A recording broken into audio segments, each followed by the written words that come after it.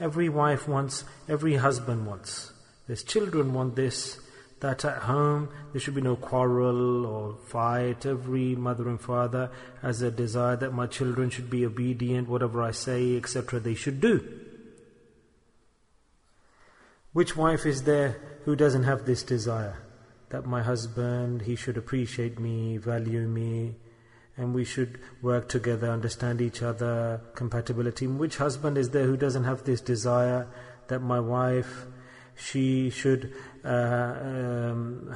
follow my preferences, and we should have an understanding so we can assist each other, because all assistance ends, mother and father will pass, relatives will pass, children grow up, they leave. Until the grave, the husband and wife are together. That's how fantastic a relationship it is. But unfortunately, we see that in our society, most of all, the difficult relationship today is the husband-wife. In whichever home you see, there's fasad. Whichever home you see, there are problems.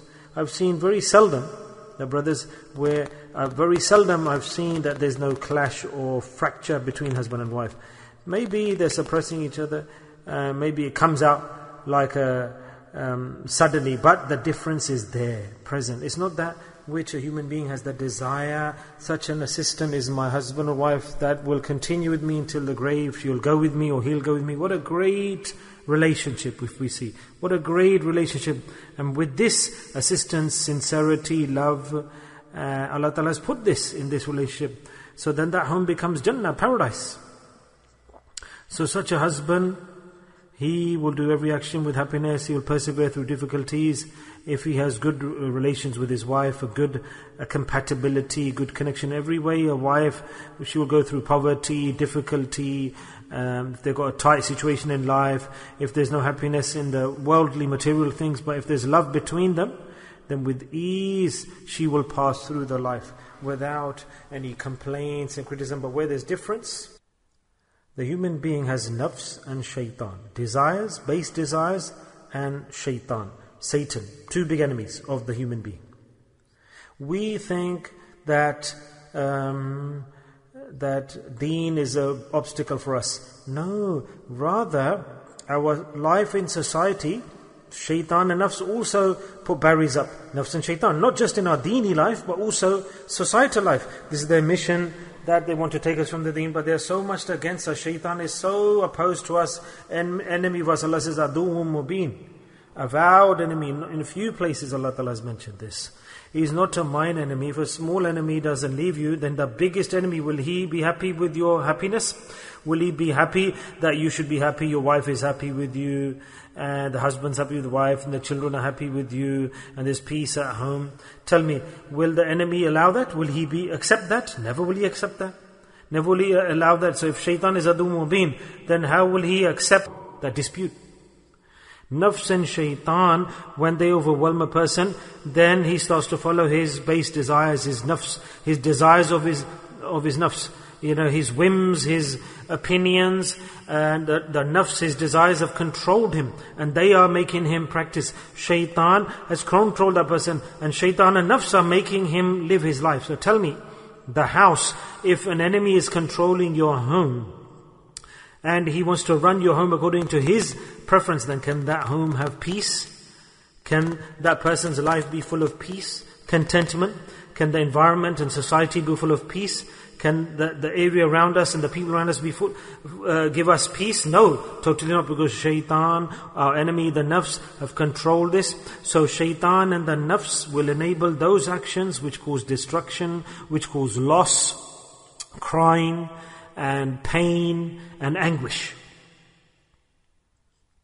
So, nafs and shaitan, the base desires of man and his passions, his negative passions and shaitan control him. When he starts to follow their path, then he becomes a worldly person, a material person, his shame in his eyes, and there will be no, you can say, atom of that person who is, you can say, doing right. Rather, he'll be selfish.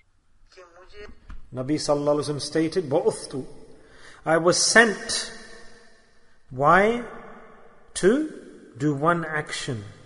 want to implement one action, to complete and seal and teach, utimma, to complete, make complete the teaching of akhlaq. Yes, Rasulullah said clearly that I came with to teach and seal the completeness, to complete the subject of utimma. Akhlaq, to distribute, to present, to complete the subject of akhlaq. In other words, to make the whole world Jannah, paradise. Nabi Sallallahu Alaihi Wasallam said, the reason for me coming, the objective of me to be sent to the world, Hazrat, subhanallah, the companion of Rasulullah stated, that the Holy Prophet Sallallahu Alaihi Wasallam stated, this is the reason why I came to the world.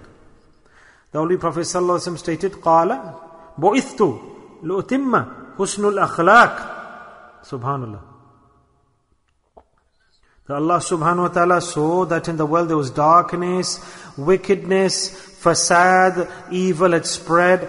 And when the earth became a place of extreme evil and wickedness, Allah ta'ala sent me to the world. And what was the reason, said the Prophet Muhammad sallallahu alaihi wasallam? So that I could teach the beauty of akhlaq, good moral character, good conduct and manners across the world. Subhanallah. In other words, what does this mean? That I wanted to complete the subject of akhlaq. To complete means what? Subhanallah. That those things I want to explain to these people. With what? That will we open the kitab and learn? No. Will a dars be given? A sermon be given? No. I see forgiveness. Suddenly my throat has been affected. Water is not close to me, otherwise I'd drink. So brothers, a book will not explain. No sermon will explain. The Prophet ﷺ said, I've been sent to the world. قَالَ بُعِثْتُ, I've been sent with this in this way, that my every action, it will spread and beautify akhlaq around the world. Subhanallah, it will eliminate and make fasad disappear. My smiling, said the Prophet, my walking, my moving, my speaking, my looking, my every single action will be like this. My every single action will be like this. And no action until Qiyamah, the day of judgment, will be hidden. My actions at home, my azwaj, my wives will share to the world. I used to sleep like this, lie down like this. Aisha Siddiqa radiallahu anha would share every single habit of the Prophet. My body, my hand would touch like this. His blessed feet used to touch like this. How he touched me. Everything. Where I drank water from, that the Prophet, where I drank from, the Prophet drank from. Does anyone tell you about the secrets of the home? Yes, has anyone who tells you about his wife or the wife about the husband? But this is a hukum that the Prophet ﷺ was sent to the world for this reason. I was sent for this purpose, to spread and share and teach akhlaq and manners and human conduct, social conduct to the world. Because the Prophet ﷺ was the complete jamai example of sakina, of peace and contentment. He is rahmatul lil alameen, the mercy to the universe. His coming was a mercy to the universe. His every action was a mercy to the universe.